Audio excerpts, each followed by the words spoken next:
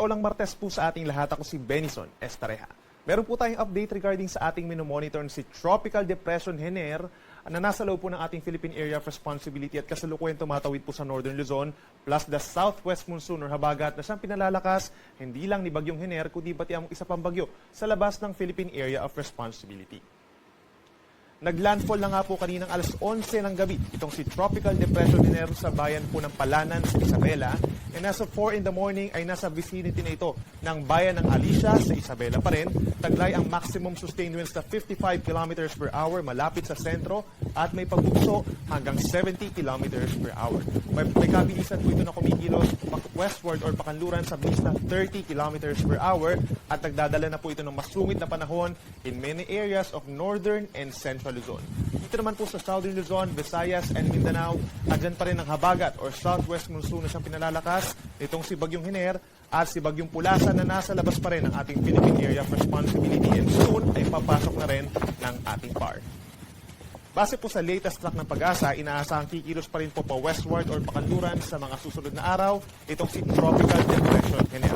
Maring bago po magtanghali ay mag-emerge na ito sa may West Philippine Sea at maring lumakas pa as a tropical storm. So maring magkaroon na ito ng international name mamayang hapon. And then from hapon hanggang gabi, mananatili pa rin sa karagatang sakop ng Pilipinas itong si Bagyong Hener hanggang sa makalabas ng ating Philippine Area of Responsibility bukas ng madaling araw hanggang sa patungo po dito sa pagitan ng Southern China and Vietnam. Base naman po sa ating forecast track, inaasahan po na nasa around 200 kilometers na ito west of Baguio City mamayang hapon at bukas ng madaling araw, mas malayo na ito sa ating kalupaan, around 475 kilometers kanluran ng Pangasinan. Base rin sa ating latest track, yung ating circle na kulay dilaw po. Kung mapapansin nila, ito yung associated po sa malalakas na hangin dulot po nitong si Bagyong Hener. Maring doon sa ating forecast probability po, yung ating cone of probability, bahagyang umangat dito sa may parteng Ilocos Sur, yung sentro nitong si Bagyong Hener, o maring bumaba sa may Pangasinan mamayang tanghali. Sa ngayon po nakataas ang tropical cyclone wind signal number 1 sa mas maraming lugar dito sa may mainland Luzon, kabilang na dyan ang Cagayan, Isabela, Quirino, and Nueva Vizcaya. Buong Cordillera region, meron pa rin po tayong tropical cyclone wind signal number 1, kabilang na Apayao, Kalinga, Abra, Ifugao, Mountain Province, and Benguet. Buong Ilocos region, from Ilocos Norte down to Ilocos Sur, La Union, and Pangasinan, may signal number 1 pa rin po. At hanggang dito po sa may Central Luzon, kabilang na Zambales, Tarlac, Nueva Ecija, Pampanga, Bulacan, and Aurora. Signal number 1 na rin po sa northern portion ng Bataan, kabilang ng Dinalupihan, Orani, and Hermosa. Northern portion pa rin of Quezon, kabilang ng Polillo Islands, General Nakar, and Infanta. Northern portion of Rizal, kabilang mga bayan ng Rodriguez and San Mateo.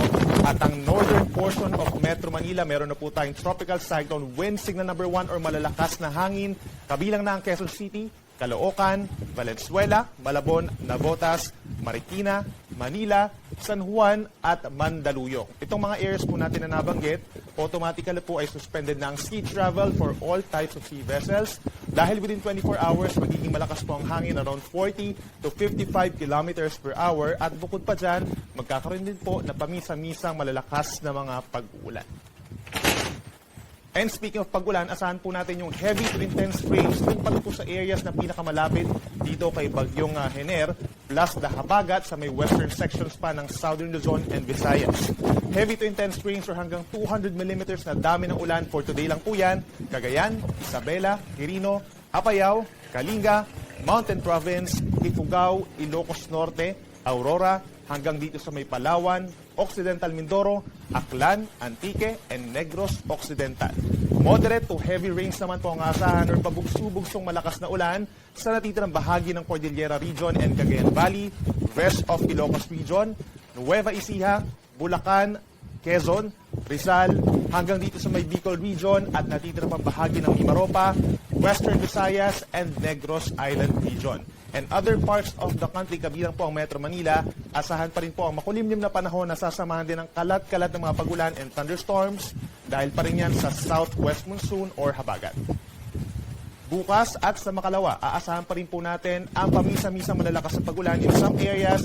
Epekto pa rin po yan ng southwest monsoon At kabilang na dyan, by tomorrow, hanggang 200 millimeters sa dami ng ulan pa rin sa Palawan, Occidental Mindoro, Aklan, Antique, and Negros Occidental.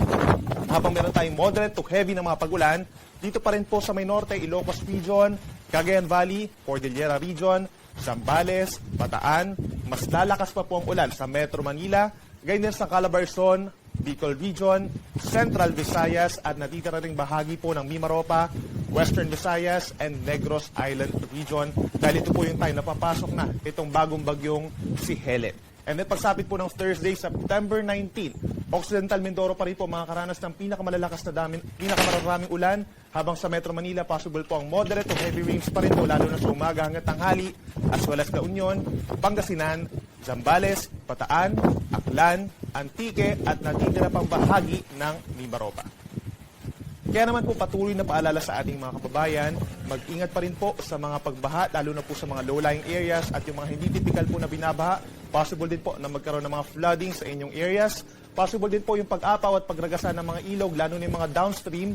At possible din sa mga bulubundukin na lugar kabilang ng Cordillera Region, mga landslides, rain-induced landslides or pagguho ng lupa.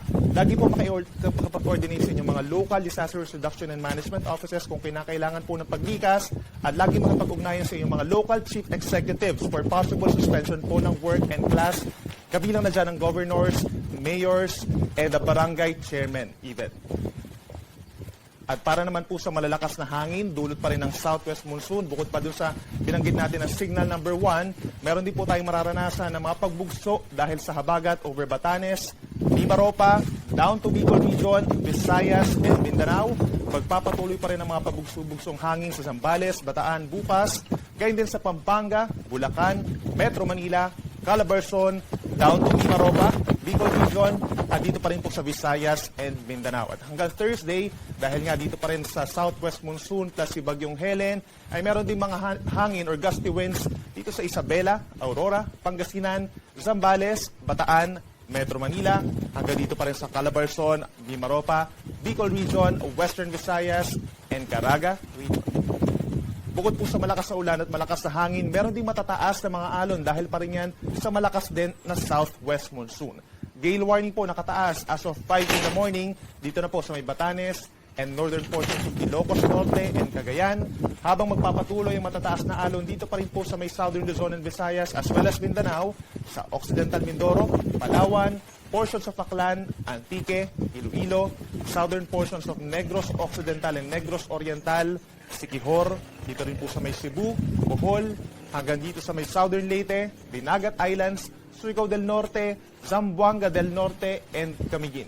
Hanggang 4.5 meters or nasa isa't kalahating taas ng mga pag-alon or isa't kalahating palapag na taas ng mga pag-alon na mararanasan dun sa mga nabanggit natin na lugar, possibly po magkaroon ng mga suspensions for small sea vessels. At sa natitirang bahagi pa ng ating bansa, possible po yung hanggang 1 metrong taas ng mga pag-alon at minsan umaakyat pa ito kapag malalakas po ang mga pag-ulan. At update naman tayo regarding sa ating minomonitor na isa pang bagyo sa labas ng PAR. Tropical storm pa rin po ito with international ninupulasan at nasa higit 1,900 kilometers silangan ng Central Luzon.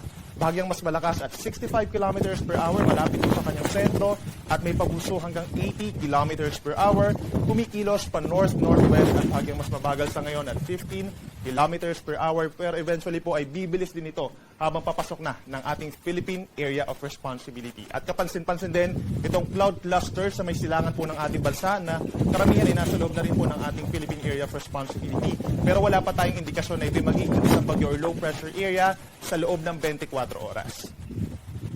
Base naman po sa pinakahuling track pa rin ng Pag-asa, papasok ng Philippine Area of Responsibility itong si Bagyong Pulasan mamayang gabi at tatawagin po natin ang Bagyong Helen. Ito yung magiging pang-4 na bagyo for the month of September at pang-8 naman for 2024. Kikilos pa rin ito pahilagang kanluran dito po sa may Northern Philippine Sea and within the next 24 hours from mamayang gabi ay nasa loob po ito ng PAR hanggang sa makalabas po. Maaring bukas po ng tanghali or hapon patungo sa may Ryukyu Islands at sa may East China Sea.